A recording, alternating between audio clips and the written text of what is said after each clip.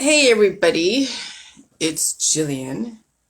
So yesterday I was writing one of these chapters, and going back to my English lit class or English writing class back at City College of San Francisco, I remember the different elements of a story. Remember the different elements of writing. You have your introduction, you have your subtopics, or your topic, your main theme. You have your thesis sentence, and you have all your subtopics, and then the conclusion is you wrap everything up together.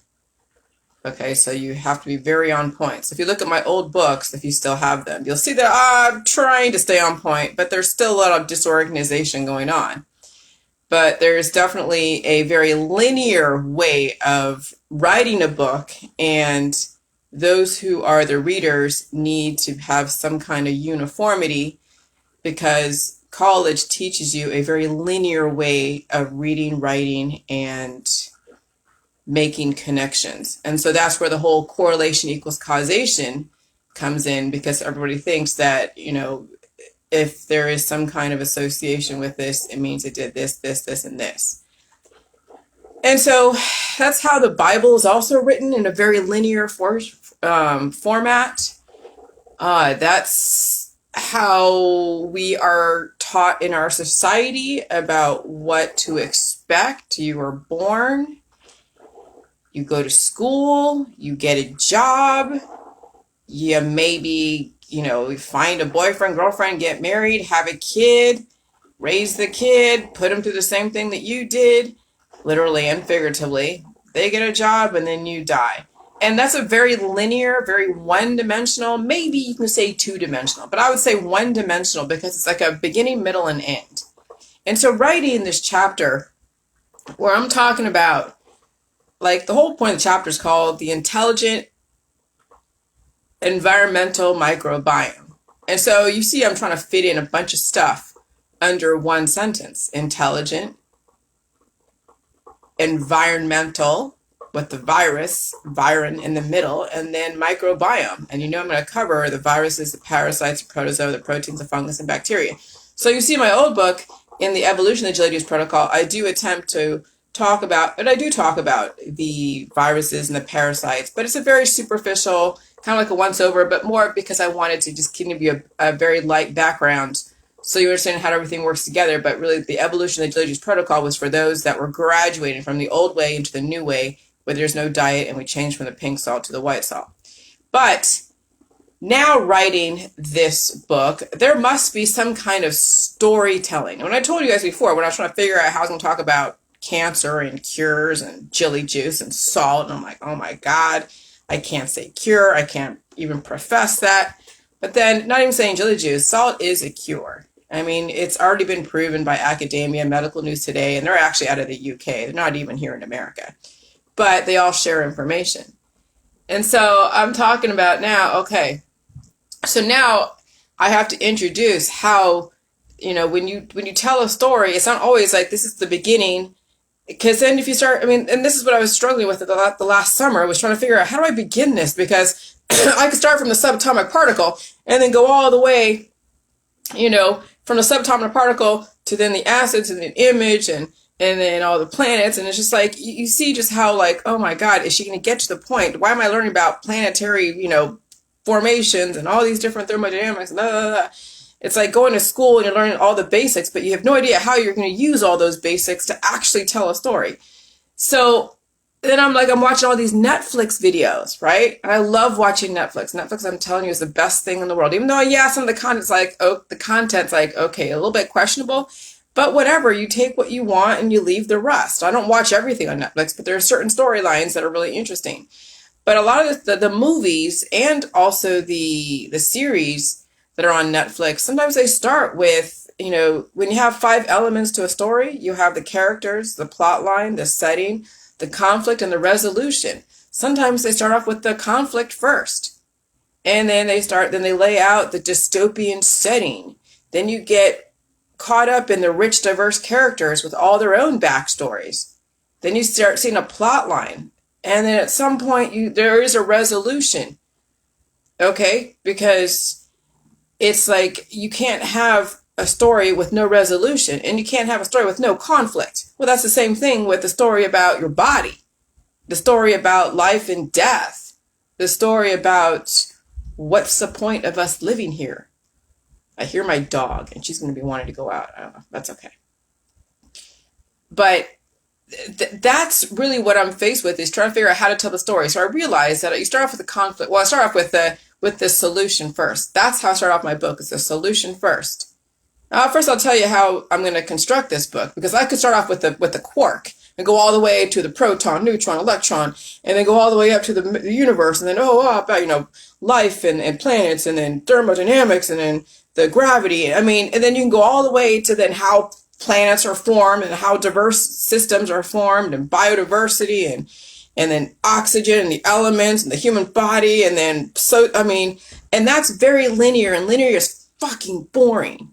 And you know that's why I probably hated school, because school was so linear. Why am I learning this math and English and science? And what's the point of all this? I didn't have enough of life experience to really understand the point of it, so I had to go through life to understand the point. And then I'm like, okay, now I understand why it was so linear. Now you can go and be more abstract. But see, people who are in a cured state are staying in a linear form. Correlation equals causation. There's a beginning, middle, and end, and you have to start from the beginning. You can't go outside of that. It's the beginning, and then the middle, and then the end. And that's why people think they should die, because they're stuck in a linear type of thought process. And then I realized that maybe, start off with the solution, immortality, and then start off with revelations in the Bible. Holy crap. We're dying. What the hell? What led up to this point? And you start working your way back and figuring out where you made the mistakes.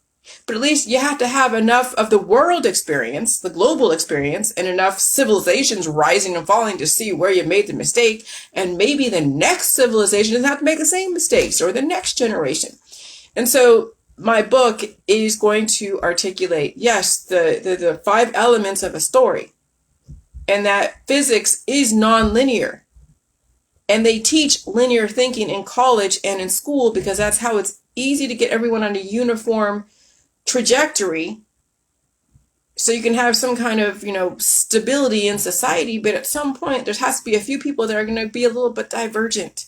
And you need to respect and revere the divergence in our society, because you guys that are very linear in the way you think are going to go over the cliff. There's going to be an ending, because you already professed that already in the beginning. And then you've allowed your parents, your mom and dad, and your sisters and your brothers and your friends and family to reinforce that very linear, one-dimensional way of thinking. And so there are divergents in our society that don't think the way you do. And the reason why you hate them is because they're challenging your linear, safe belief system. And so then they have to leave cliques and families and circles of friends and whatever, because they know they're not accepted, because not everybody is a linear, thought process. Some people have divergent, which means that they're able to look at things and kind of, grapple with it and play with it, and realize that you don't have to die. There is no ending. Okay? And when people are in that's what I'm saying. Words are chemistry. Words are the language of viruses. Words are the language of viruses. And viruses are either going to destroy, they're going to evolve, or they're going to be programmed to destroy something else. Like self-destruct. But not really self-destruct. Is it really self-destruct? Okay, I hear my dog.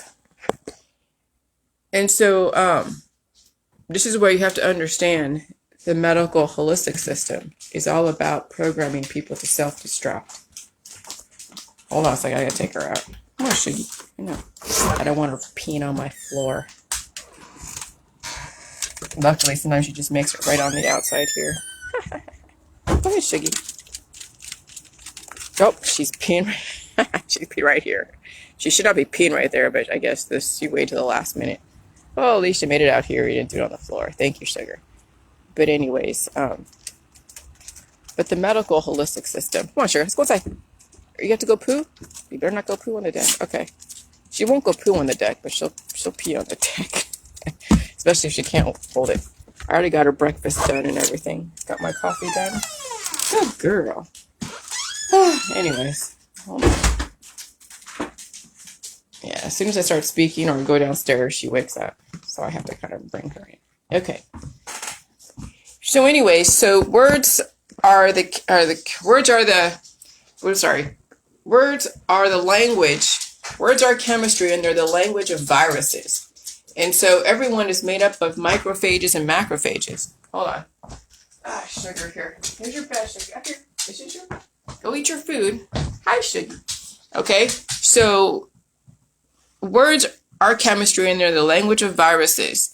And humans are viruses made up of macrophages and microphages with then all the acids and the fatty acids, amino acids, prohormones, and minerals that make up the body. And then you have the viruses that run everything, that manage your hormones. And so words are the language of different viruses that are either trying to take control or trying to maintain control. Okay? And so that's why I say, there are people out there that are very, very influential in their energy. And so they're aiming to control. They're aiming to take control. And then why there is a fight is there's someone who's trying to maintain control and there's someone trying to take control. And this is where people get into conflicts. And then at some point there are resolutions to those conflicts. But sometimes those resolutions are walking away or someone wins. Or a self-destruct. But that self-destruct is because there's this the entity was unaware there's a programming within them that caused them to attack themselves. So hosts are not going to, like I said in that post about viruses, suicide, and viral influences, when someone commits suicide, it's not that they actually, not like the host said, okay, I'm just going to die. Because no, the host, there's a predominant viral programming that doesn't want to die. And so it's going to fight to the very end. But if the host is not keeping up with the reserves and the arsenal that it needs to maintain existence, maintain control, then that outside force that is very aggressive, okay, is going to try to take over. Now, you could work with that outside force. And that outside force could be trying to program your body to stop the outside force. That's where the conundrum, the whole nonlinear physics, is where there's an outside force that is trying to cannibalize people, but they're programming your body not to be cannibalized by the outside force. But then you don't have enough energy to handle the activation sequence to protect against from the outside force. And so it becomes a rather almost like a conundrum, like an oxymoron. So the medical system with their mRNA is saying they're trying to protect us from an outside force like this COVID, but on bodies that have already been set up to fail because they don't have enough substance to handle the activation, even though it's a protection of sorts, that energy is going to usurp and it's going to cannibalize that person and potentially shut down stuff. And so in almost a lot of ways, it's like weaponizing your own belief system because you are already at a starvation point because a lot of you are on your diets. You've already been battling cancer disease and chronic illness. You're on a slew of detoxes and supplements and pills and powders and remedies and prescription drugs, and you've had your surgeries and organs taken out. And so, when you have this major virus that's so influential, that can be like an invader coming in and trying to take control.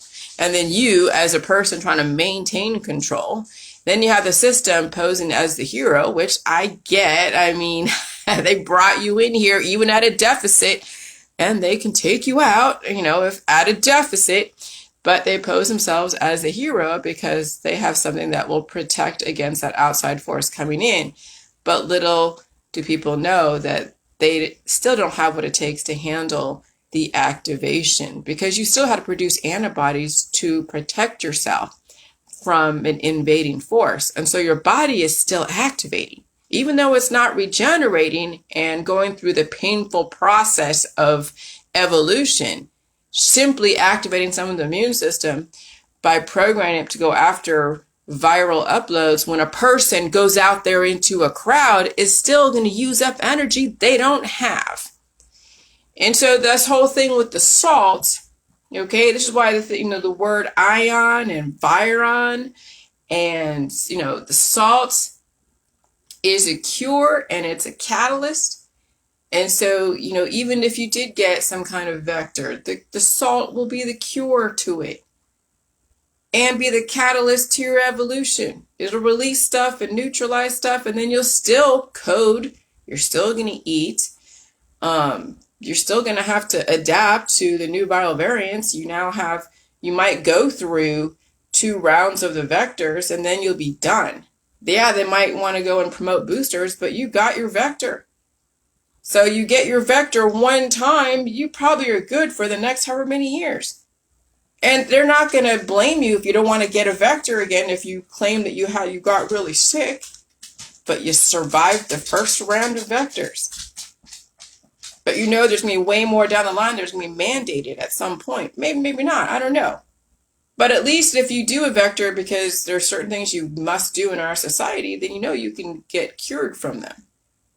You can cure yourself from the vectors with salt. And same thing with drug tests and spit tests. People ask, well, how do I pass a drug test? I told them drink a bunch of salt water. They're like, what?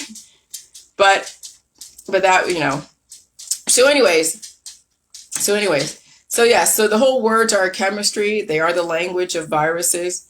And yes, bodies can be programmed by viruses. Because viruses can program to evolve, viruses can program to attack other viruses, and viruses can torment someone to such an extent that they actually annihilate themselves. And so suicide is not really the person destroying themselves. It's that they have so much conflicting viral programming that's tormenting them and torturing them. And that comes out in depression. That comes out in anxiety. I mean, that comes out in just all the very emotional, hormonal imbalances that happens up here, lack of serotonin. And that's why people turn to drugs and alcohol and other stuff, because they're at such a deficit, tormented by so many things, that they self-medicate. And so, yeah, even though I'm against alcohol, people use it and they destroy themselves. That's the thing, is that, yeah, you can take away people's, crutches and their devices, but what are they going to turn to if they don't have their alcohol, they don't have their drugs, they don't have their sex, right? That's the thing when I'm watching CNN, and people are addicted to music out there in Kabul, and the Taliban are saying no music. And so a little tiny act of resistance, I'll take their words. The guy was playing for the correspondent, and he's like, when he stopped playing, he was like, I don't know what to do with myself if I can't play my music. What are people going to do with themselves when they don't have their vices? And that's really and that's the thing, is when you're stuck between a rock and a hard place, that's a fucked up situation to be in. Because either way you go, if you don't actually learn how to deal with your pain and evolve, there's nowhere to go. Yeah, you stay with your alcohol and you destroy yourself with alcohol and drugs or whatever, or you get rid of them, and people do that. They get rid of their alcohol, they stop drinking alcohol, they stop doing their drugs, and there's food, and they have hormonal imbalances, and then they start getting bigger and bigger and bigger and bigger. And so no matter where they go, if they don't actually face their demons and do a reset, they have nowhere to go. Death is going to be the only thing that's going to be their relief. Because it gets more painful as the body is at more of a deficit. Yeah, you take away the alcohol and the drugs, the body is even more at a deficit. When people quit smoking, or they quit alcohol, or they quit all these things, and they don't find a way to recalibrate the body, that deficit will actually... Hold on, my doggy needs help. Come on, sugar. That deficit from those minerals and whatever will cause more of a deficit. Okay, and they'll be more way behind the 8 ball.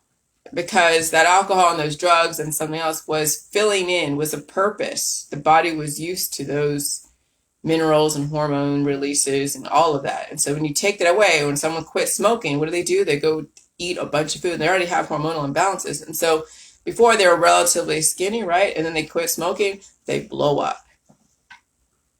And so that's the thing, is that you have to understand balance. You have to understand resetting the body. And so, yeah, so this whole thing with words are the language, the words are the chemistry, the language of viruses. Oh, absolutely, yeah. They can cause people to be on a very linear, tunneled way, where there's beginning, middle, and end, like biblical. And the Bible also reinforces that. Compulsory education reinforces a very linear way of thinking. Higher education is very linear. And so you really don't get a lot of nonlinear thinking. And when you do, it's because it's being used in a way to grab your attention, storytelling. Storytellers are great nonlinear thinkers, but they don't know how to apply that into the physics of their biology. And so you have great storytellers out there and great movie producers and great script writers, because they can grab your attention with the conflict and then introduce the setting and the diverse, rich characters, and then all the, the plot line. And then finally, at some point, maybe after 50 seasons, there's a resolution. What's that resolution? Actually, the resolution could be incorporated within the plot line. As they're dealing with conflict, their whole premise is we're doing a reset, just like The Walking Dead. They start off with conflict. The resolution is, we're sorry for what we did in the past, but we aim to do shit better. But you got to deal with this chaos right now. And if you can survive the chaos, you'll belong to the new world. The resolution is incorporated into the conflict if you pay attention. But that's great storytelling. That's great. That's why I get addicted to some of these Netflix series, because it is great storytelling. And then you can incorporate that into your own writing and your own story if you have something to say. Whether it's fighting for custody of your child, or writing a paper, or finally, what was it?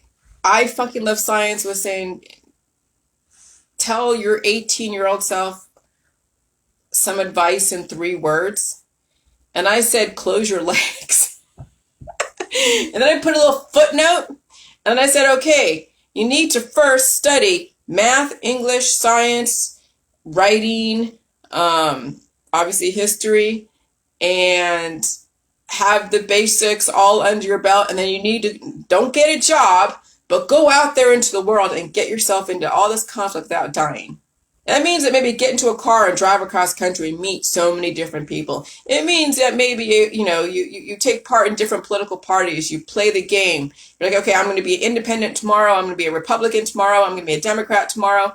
Or, like say in 2021, I'm going to be a Democrat. In 2022, I'll be a Republican. In 2023, I'll be an independent. 2024, I'll be, whatever, a conspiracy theorist. And then you plan out, like you'll spend a year in every single thought process.